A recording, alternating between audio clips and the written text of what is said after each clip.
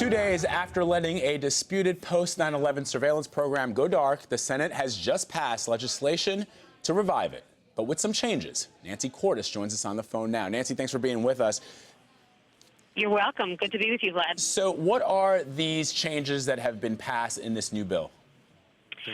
Well, what they're passing is essentially the USA Freedom Act, and what this does is it tackles this controversial program whereby the National Security Agency, the NSA, bulk collects all of our phone records, phone numbers, the times we've called people, the dates, and uses them to track terrorists, to see who terrorists have called and when.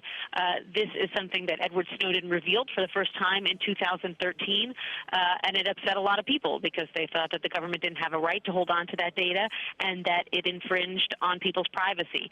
So what the USA Freedom Act does is say to the NSA, okay, you have 6 months to essentially stop collecting that data and transfer the collection of that data to all the different phone companies themselves. And then when you want that data, when you're tracking someone, you have to get a warrant and go to the phone company and get the data that way. Nancy, this has been a real struggle for Mitch McConnell, and he has really, we saw a couple of speeches from the floor where he looked downright angry. This has been a true test for the GOP leader. It has been. You know, he believes very strongly that this is a very powerful intelligence tool and that Congress is essentially trying to fix something that isn't broken. He says, look, we're not even collecting people's names. We're not collecting any information about them. It's simply, you know, a vast sea of phone numbers that only get looked at if someone is in touch with a suspected terrorist. So he believes that it will be more cumbersome for intelligence agencies to have to try to go through, I mean, there are hundreds of telephone companies. So, you know, a suspected terrorist could be talking to people who have accounts with any number of different phone companies. So he believes that it's cumbersome, that it's going to cost investigators time. And so a short time ago he said, I cannot support passage of the Freedom Act. It does not enhance the privacy protections of American citizens, and it undermines American security by taking one more tool from our war fighters. But he was in the distinct minority. This bill passed overwhelmingly in the Senate, 67-32. Nancy, I was reading in the New York Times, and they stated that many Americans feel much safer in the post-9/11 era than they ever have, and even with what we saw in Boston, people feel much safer. A lot of the supporters of this bill have said because of these measures that have been put into place. On the other hand, you have Senator Rand Paul, who has been a very vocal critic of this bill, and he's running for president. What was his major criticism of the surveillance program? Basically, he said it was secretive, that we would never have known about it if it wasn't for Edward Snowden.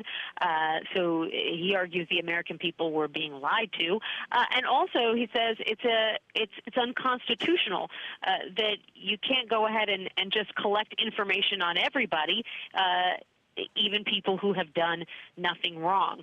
And he's not alone. I mean, this bill to change the program passed overwhelmingly in the House, and it's really interesting if you think about it, because it's sort of a shift for the Republican Party, which has always been the party of defense hawks. Right. And in this situation, there are a lot of Republicans who are saying, we believe that privacy trumps the needs of the intelligence community in this situation, and also you know, the NSA and the administration have really struggled to point to concrete situations where having all this data in the hands of the government helped them to foil a plot or track down a terrorist. And in the absence of that kind of information, which they either don't have or won't share, there wasn't a lot to convince members of Congress that there is a vital national security interest at stake here, requiring this data to remain in the hands of the NSA instead of in the hands of the phone companies. Yeah, Nancy, you raise a good point. The Republican Party has always been considered the more hawkish wing of American politics, and with Senator Paul making a run for the presidency, how do you see his very, some call it, principled stand against this surveillance program playing out as he makes a run for the White House? Well, I think what rubbed a lot of senators the wrong way, Democrats and Republicans alike, was the way that he sort of openly fundraised off of this effort.